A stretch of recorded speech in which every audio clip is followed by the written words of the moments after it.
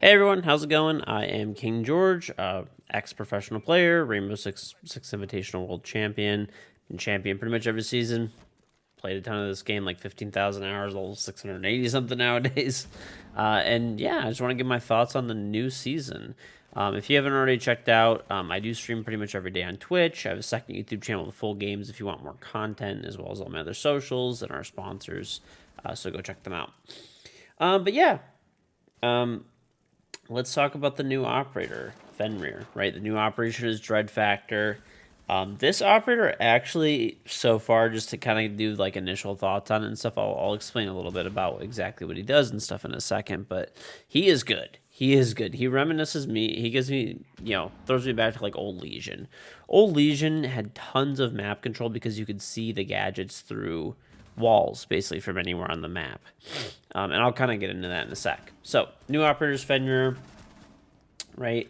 He's a 2-speed operator. He's from Sweden. He has an F-Not Dread Mine.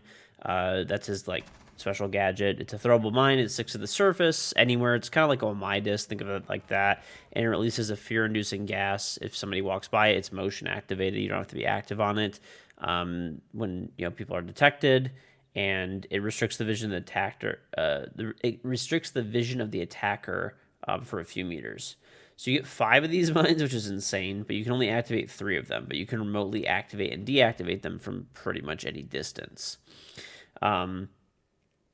So counters for this, obviously, because it seems insane from the initial read, right, is bulletproof when it's inactive. So, like I said, you can only have 3 of the 5 activated, but you can have none of them activated. You can activate them as you please. When they're not active, they are bulletproof, but you can still blow them up with, explosives and stuff. If they are active, they can be shot. You can obviously EMP these things. If they are in their bulletproof state, you can EMP them and shoot them through their bulletproof shielding, and they could be zapped with Twitch drones, zero cams, things like that. Weapons, obviously, he's a defender, so he gets an MP7, which honestly is pretty much my favorite, weapon on defense. So this is pretty awesome. He has the Sausage, or the SASG-12, the cap can shotgun, and he has a bailiff, little secondary orc shotgun pistol, an alibi shotgun pistol. And for secondary gadgets, he's got bulletproof and barb, which is pretty cool. That's totally fine. I think he's absolutely crazy. Honestly, like having played him and stuff like that. I mean, I don't think he's like busted like Lion levels or Old L or anything like that, but he is one of the strongest operators I think we've seen like a little bit. I don't think he's a must pick or anything like that, but he's really strong. He's a lot of fun to play. And honestly, the ability isn't like I don't know, it'll be tough to say because like in all these games that I'm playing here that you see these clips from, it's pretty much casual, more or less. That's all you can play on the test server. There's one playlist. It's called Consulate 24/7 or whatever, something like that. And you hop in and it's basically casual, more or less. It's still a lot of fun and stuff like that, but it's hard to tell because obviously a lot of the opponents are not as good. Some of the times where it's like super insane to see, I uploaded a clip actually on my Instagram if you haven't seen it, and it's like the guy steps into the base of the gadget. He can't see more than 3 meters. He's trying to find and shoot the gadget, and I end up just shooting him as he's in the middle of trying to have this go on, which is pretty insane. So yeah, I think he's gonna be really good. It reminds me of like the old Legion, basically. And the deactive. Oh, one other thing too that like kind of isn't like listed here, and like because I kind of read over like the basic patch notes and stuff. If one of your mines gets shot while it's active, you cannot activate another one. So like, let's say you have 3 active, 1 gets shot, 4 are left total, right? 5 are up. 5 are up total, 3 are active. 1 gets shot. You can only activate 2 at a time now. So, I mean, it's not too bad. Obviously, you can see as well, which I was talking about, is the map playlist is 24/7 Consulate. The map has been rebuilt from the ground up. They wanted to reduce spawn peaks, make it easier to approach the building. So far, I've found that to be true, but people find spawn peaks over time. They put an exterior wall on the front balcony, so you can actually run out of that. I actually did run out of that and actually get some spawn kills. So, and they reworked the garage completely. So the garage is, honestly, I think it's kind of a bad area now. I feel like it's better to go from the backside. There's a lot of exterior entrances over there and stuff like that. It's really early to tell, but so far the map seems honestly pretty decent. Also coming this season, they have a permanent arcade playlist. You can, select which mode you want to play through. There's a matchmaking thing for it.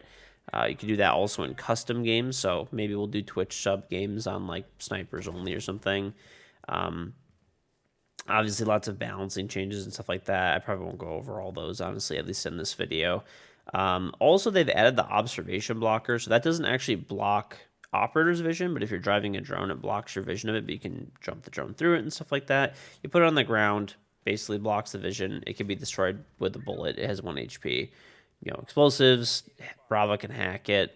Also they buffed Grim. That's a pretty big one. His launcher shoots quicker, has a way bigger area of effect, and the duration of it is like longer too. So far, and another thing too that they didn't list here, but they gave him a hard reaching gadget.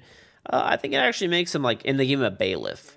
So it makes him like kind of useful. It makes him a usable option at this point, and I think there supposedly is like another change coming later, maybe. I don't know if that's like correct or not, but that's what somebody in Twitch chat told me, so we'll see. They also have added a shooting range, which is basically a copycat of Aim Lab, to be honest with you, but it is pretty good, honestly. I still overall prefer Aim Lab, but it's pretty good. It's pretty nice for like an in-game type of thing. There's like moving targets. There's the little red, circles like there is in Aim Lab. And they also added a free cam to match replay, which is pretty cool. Please don't DMCA me. No, I'm kidding. I'm kidding. Some people will know, get that reference. They also added the option to automatically pick up the diffuser again, and they've improved a lot of controller layout presets. I think you can somebody posted that you can lean with the controller on Reddit and stuff like that. So that is kind of interesting as well. Also, just overall thoughts for the new season, stuff like that. So far, it's really good, at least from what I've been playing and stuff like that. It's obviously pretty early to tell. Lots of good features and stuff that I've been, happy with. I think, the Grim needed a buff. Shooting range is good. I think it's actually, pretty usable now. New match replay options, improved control options, but mostly just quality of life stuff, obviously. I will talk a little bit about Consulate, though. I really wish it really feels like basically a new map, and I wish, I've said this over and over and over again, how I do not like large, extensive reworks. I do think it actually does feel pretty good, but my whole point is that, I don't think that these heavy reworks bring hype. I think that I would like to see minor reworks, small tweaks happening to basically every map as needed. It doesn't have to happen, but when they're needed, tweaks to maps. Kind of like the little updates we got for Bank and Coastline and stuff like that, if you guys remember those. And as time goes on and stuff like that, doing new maps instead. You could even say this map is based off of Consulate or something like that, right? But having an actual new map name and a new art style, in my opinion, brings a lot of hype for the new season. And I think they're doing all of the work of making a new map. They're saving a little bit of art style and stuff like that, but that's kind of about it. I think the hit that you take on that for the hype of the new season is not really worth it compared to the small amount of money you save on art. Oh, also, little thing too, you actually can,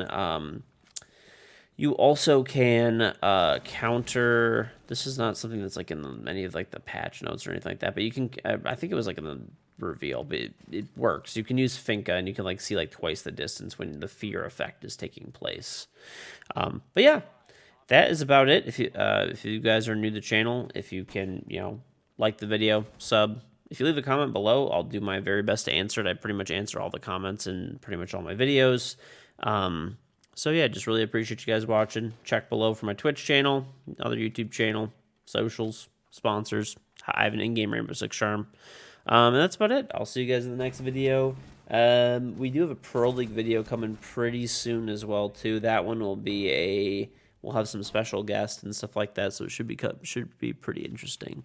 So, okay, thank you guys very much for watching. Really appreciate it as always, and have a good one.